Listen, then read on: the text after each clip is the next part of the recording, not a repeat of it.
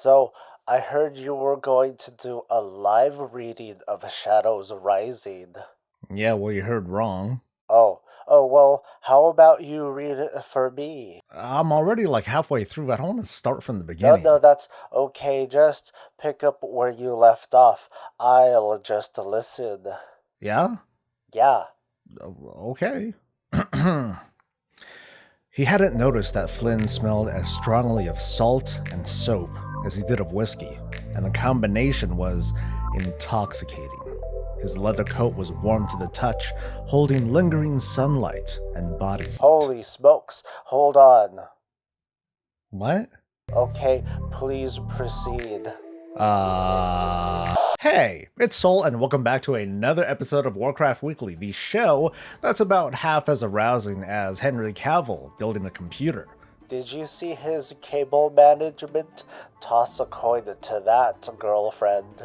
The Shadowlands Beta officially launched this week to a massive crowd of dozens. In other words, those people who got invites, but double check your launchers just in case.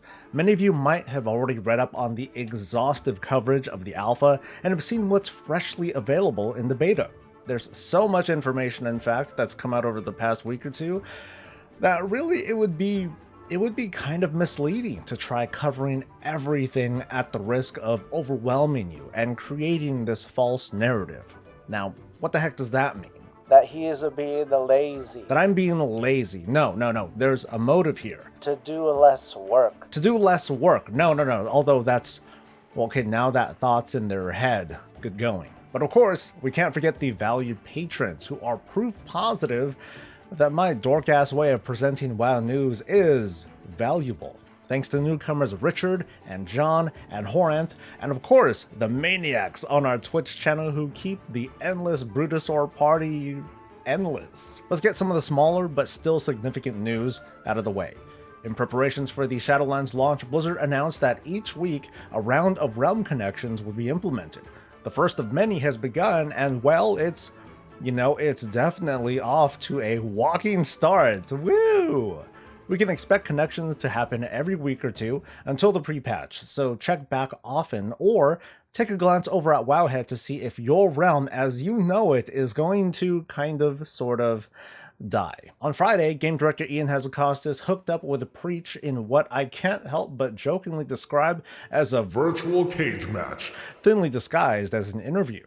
I have to admit that I had a hard time figuring out if this was an interview or a therapy session, but to be more accurate, it was a discussion disguised as an interview, but details. If you went into this expecting to learn something, you might be disappointed.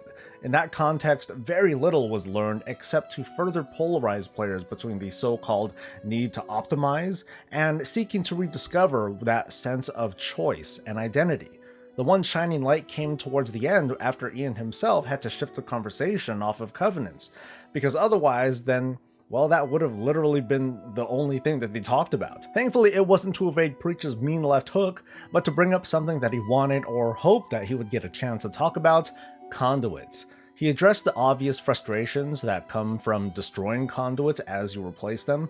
Even I had this ranked as my number one worry for Shadowlands, worse than Covenant choices, because conduit replacement was at risk of being a routine thing for players at every level, while Covenant switching is not as routine, at least that's the argument.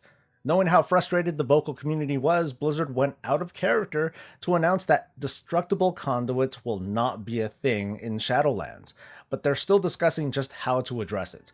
The idea is that they don't want conduits to be another thing to switch out along with soulbinds and gear and talent for every little situation, but they don't want to add an additional chore of conduit farming, which would be compounded much more if you were to actively play multiple specs and characters, and if you play at the competitive side.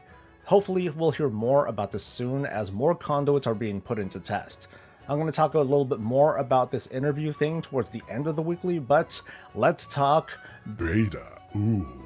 The Shadowlands beta is beta, complete with long-range consecrations, bugs, crashes, and an even longer range consecration, and of course there's more. With regards to testing, Blizzard has taken a very sandboxy approach this time around, at least at the start of the beta, where they're offering multiple level templates so we can quickly jump into a zone, as well as max level templates to test out endgame activities like Torghast, the various Covenant activities, and high-stakes gameplay. I actually spent an hour trying to get footage of me completing this Flappy Boy game, and well, moving on, instead of attempting to cover all the details, I'm instead going to kind of describe the endgame beta experience. In this stage of the beta, which is the first stage, what is it like at max level? How does the game open up? When you hop into the beta with a max level character, you're immediately prompted to choose a Covenant, but not before speaking with a Covenant representative and doing a kind of review of your powers and your etceteras. This is an indicator that this might be the immediate case for alts as well. In the Preach interview, Ian suggested that, hey, you know what, maybe when it comes to choosing, or more importantly, switching Covenants, there might be a sort of demo mode where you can mess around as your max level character with Covenant abilities and all that stuff before making that fateful choice. That would be a big favor for those of us with alts who can choose a Covenant at the start of leveling in Shadowlands, but want to test out the feel of Covenant abilities first. Reasonable.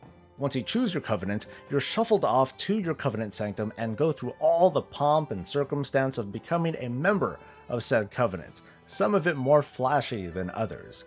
You're introduced to your soulbinds, and then things get sort of murky. Now remember, this is beta, so the order might change, but you can immediately branch off to do a number of things. World quests are unlocked, for one thing. There is your revisit into the Maw, which will unlock Maw activities. There's the semi-short Torghast campaign, which involves 6 rounds of Torghast for a total of 36 floors to climb. It sounds like a lot, but it'll familiarize you with each of the 6 cell blocks. During that campaign, you'll unlock the Rune Carver, the legendary crafting person who has its own short quest line so you can start crafting legendary stuff. There's also the Covenant campaign, which will unlock more parts for your Covenant, Covenant callings, which will increase your renown, and then there's the Covenant side activity, which varies depending on the Covenant that you chose. There is, of course, good old dungeons to run as well, all of this before Season 1 of Shadowlands begins, when Mythic Plus and raids open up. So systems upon systems upon systems, at least so they say. How true is that statement? Spoiler alert, I obviously can't come to a definitive conclusion because we don't have all the pieces yet, namely Renown, which I would argue is the biggest measure of progression, not unlike artifact weapon stuff or Heart of Azeroth levels. And with upcoming changes to conduits, there's no telling if this is also going to be something to maintain. No doubt that there are a lot of activities available to do and things to track. The question is if this is so much different than, say, farming Dire Maul for several hours so you can get gold, or farming for Black Lotus, or rep grinding for Scryer rep because the Aldors are lame, or farming dungeons to Valor Cap, farming islands, running your horrific vision, and so on. We live in a world of Warcraft where we take the activities presented to us and theorize that all of these activities must be done as fast as you can in order to be optimal. And I wonder if in Shadowlands this is still going to be the case.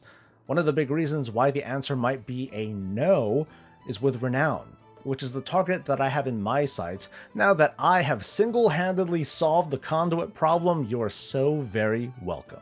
According to reassurances from numerous interviews, I would compare Renown to how Conquest in Battle for Azeroth has worked, but better. Renown seems to be time-gated.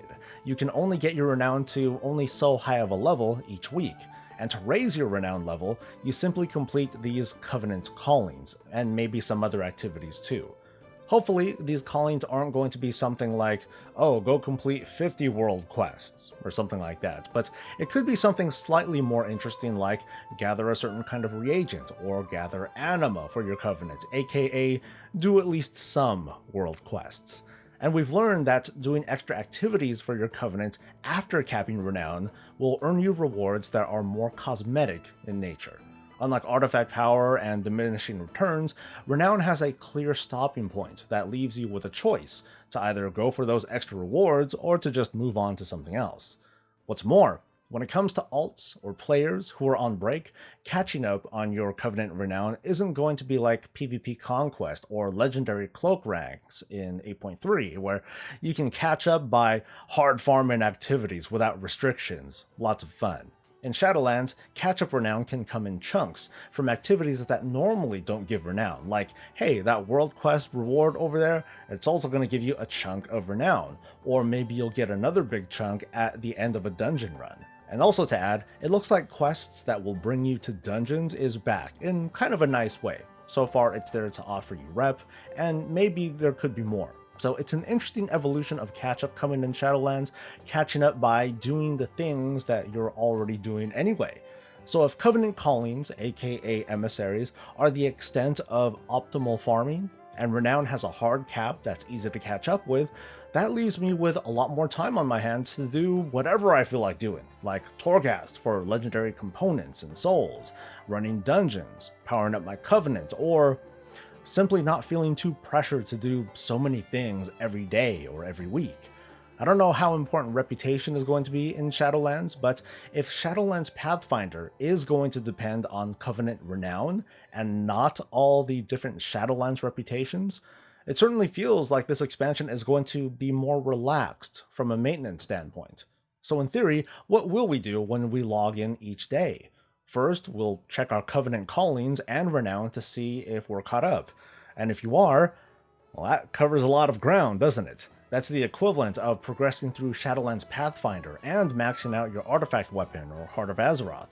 From there, your activities are more or less at your control, whether it's Torghast or Reputation or Covenant activities which you can spread out over the course of a week. But let's not confuse confidence with ignorance. There's still a lot that we don't know, and a lot more can change between now and the Shadowlands launch. That frowny face of mine is more than likely going to show up on more than one YouTube thumbnail before you know it. So let's go back to that Ian and Preach interview real quick. It was, at its best, spirited. Lots of props to Ian and Preach for the back and forth and demonstrating the difficulties of MMO design for an audience that's represented at the entire spectrum of skill. At worst, though, this interview was brutal in the way that it's dividing players into different camps. I already missed the good old days of hating on each other's factions. It was such a simple time. But I'm coming away from this exchange as a discussion with an impossible solution. On one side, there's an unknown quantity of players who want an even playing field, with targeted, transaction farming, near-perfect balance, and frictionless customization, or something close to that. The other side is another unknown quantity of players who just don't give a shit, or who otherwise don't play at that level that demands what these other players want. It makes you wonder then, why not fully embrace what Preach is saying? Why not just let players play how they want to play, right? I've addressed this numerous times in numerous videos, and sometimes it was the whole video subject, so it's gonna sound like I'm repeating myself, I guess I am, but other people are too, so let me take this last moment of the weekly to give my personal opinion. You're not going to agree with me, and I won't apologize or defend my position, but I'd love to hear your comments, but here goes. I want the World of Warcraft to be a game where I can express a sense of identity in the way that I play. I tank as a paladin, which might not be the best choice all the time. I hate using Seraphim as a talent even though that might be optimal. I tank a certain way because it's the best way to help my team. I don't follow raid or dungeon guides because that robs me and my team of that experience of figuring things out, which I figure is part of why we're playing, right? To learn, and not to follow someone else's instructions. I want to embrace this whole Covenant choice thing because we've already been all in with a WoW that's all about optimization, changing stuff on the fly, and succumbing to pressure, or at least being challenged by it. Because I believe that it's true that pure customization is the death of choice. Because as players, we would then relinquish choice to the Sims and the pros, who tell us what is S tier and what is suboptimal. And in that world, we're not playing a game. We're just pieces who react in the game that these so-called elitists are playing. So that's going to be it for me today in what has oddly been a very difficult weekly to write. Real talk, I think that I'm feeling the fatigue of trying to pump out videos while preaching some positivity in a world that clearly isn't all that supportive of that. So it's not you. There's a lot going on in the world, if you haven't noticed. So there might be a weekend where I decide, you know what, I'm going to take a few days off and not produce a weekly. I'm going to let you folks know on Discord or Twitter when that day comes, because it will be such a dark day, won't it? I love you folks though. You guys have been extremely supportive and uplifting, and I appreciate that so much. So next week you can expect some Torghast coverage, because not only does it look prettier, but I hear it's harder, finally. I'm going to leave some thoughts on the updated experience. Otherwise, I hope to see you soon, so don't forget to like this video if you enjoyed yourself, and please subscribe for more of this and all things Warcraft. We'll see you next week. Until then, stay safe, stay healthy, and stay breezy.